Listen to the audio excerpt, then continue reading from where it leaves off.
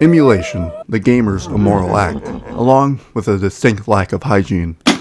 No other word strikes fear into the hearts of Nintendo's lawyers such as it. Emulation. Oh.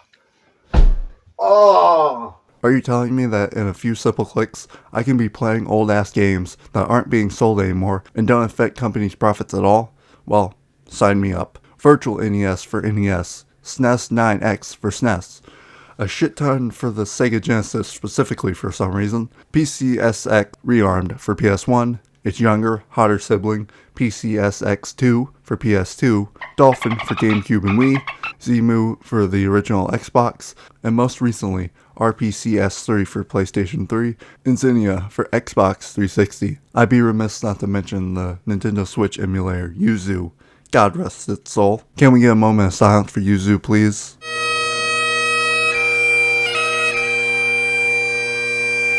Thank you. Emulators have been around since when the internet looked like this. What is this ancient language I don't understand? AOL. Oh, Ancient Ox Learning. If you want to talk about emulation in the non-video game sense, you have to go even further back to the 1960s when IBM created emulators for previous versions of their computers. I understand that, however, because you're not a nerd. All the emulators I mentioned before are of the homebrew blood, sweat, and tears of their creators who have quadrupled the amount of passion for video game history than some modern video game company CEO kind of emulators. But there's also official emulation. At the end of the day, why would these companies put in effort to natively port these games to modern consoles when you can just slap an emulator in there and bada bing, bada boom, you're done? I'm sorry for all my Italian viewers out there for my insensitive joke. That was the reason why the PlayStation Classic was worth anything to anybody, is that it could be an emulation machine.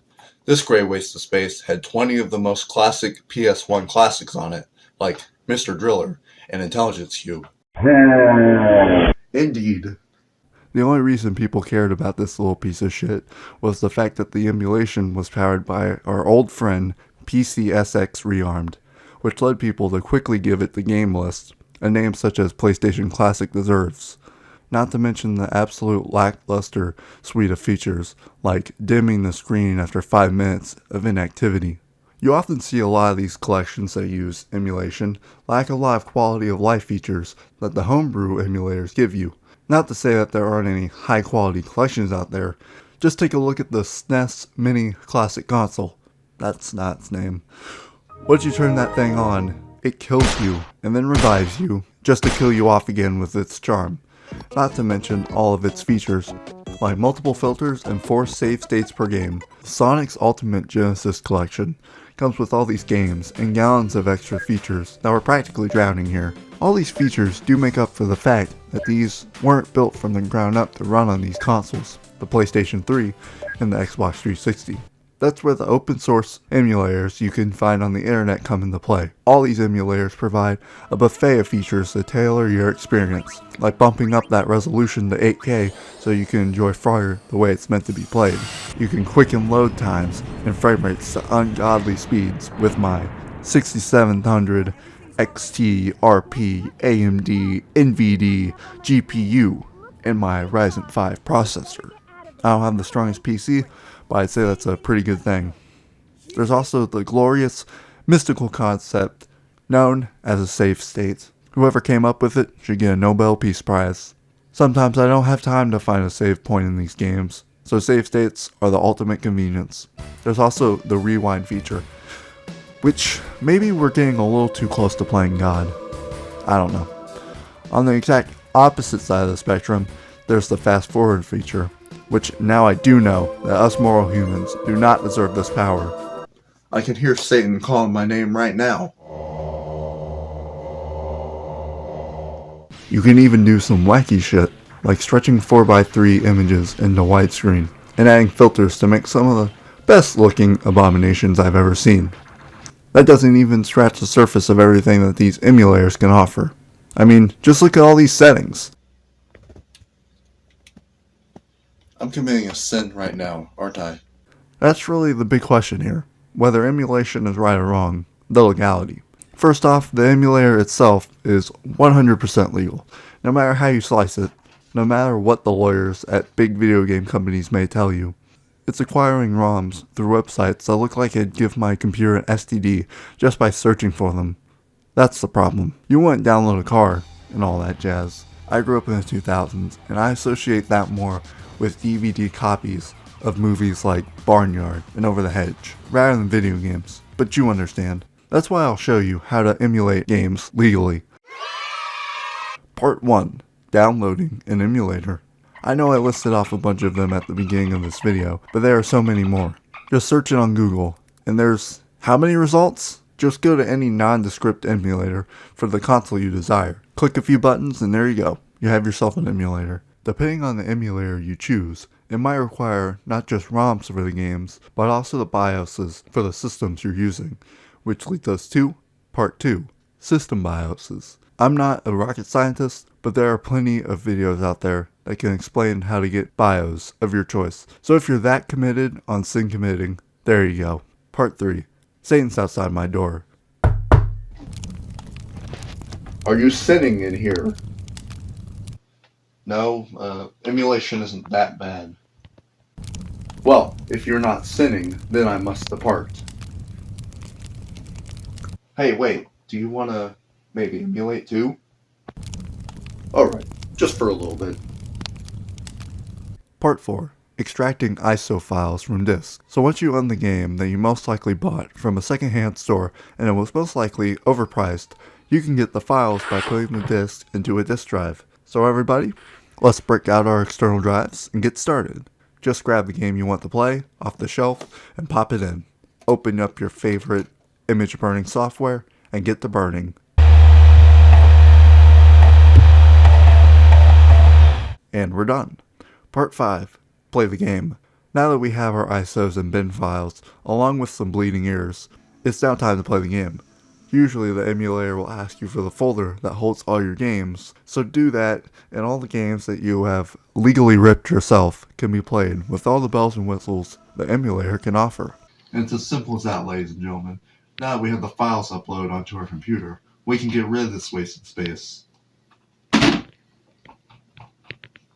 I'm not advocating for piracy here, but it's cool and important that these ROMs are plopped on the internet for people to experience. But at the end of the day, that doesn't necessarily mean that these games are fully preserved, because video games are much more than just the ISO files or ROMs on a server somewhere. I'm sorry I had to throw you away for a lame joke, Silent Hill 3. It's the box and its art. It's the instruction manual within. It's the strategy guides that tell you things that you probably already know. It's the hardware you use to play it on. It's much more than just data, and it's a physical art.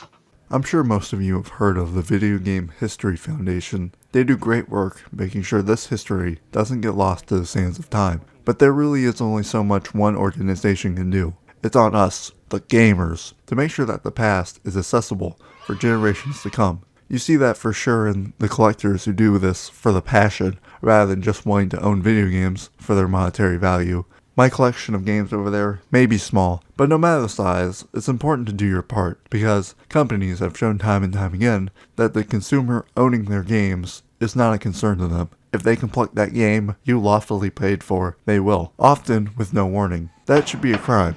Just like it is to download games off the internet, but just like some random Richard downloading an ISO file for the game Fight Club for PS2, who most likely won't get arrested for doing so. So will companies that get away getting your money and eventually taking the product you paid for. Luckily, there are organizations out there that care about this medium, like I said before. Did you know that as of 2012, the Library of Congress held 3,000 games, with the library receiving copies of games from developers, according to David Gibson, the man in charge of the collection. You probably noticed that those statistics are from over a decade ago, and I can't find whether or not it has continued to grow. The hope is, obviously, that it does, until everything is able to be preserved. But obviously, 3,000 games in 2012 is small potatoes compared to how many video games have been released since the 1970s. Sadly, as the days go on, more and more games are unrecoverable, and that's something that needs to be addressed.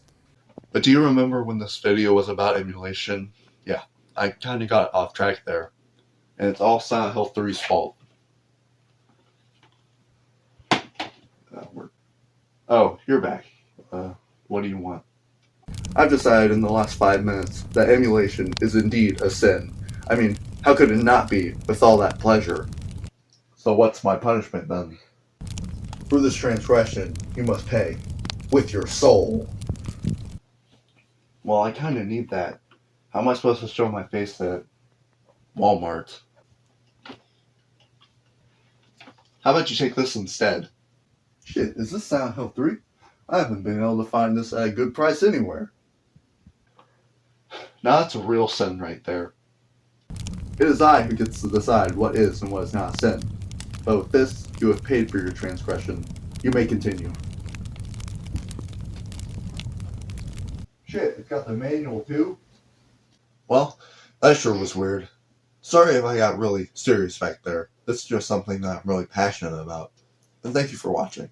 And sorry about the break. I've been busy playing Final Fantasy VII Rebirth, and this is a pretty good game right here. But it doesn't at all invalidate the original.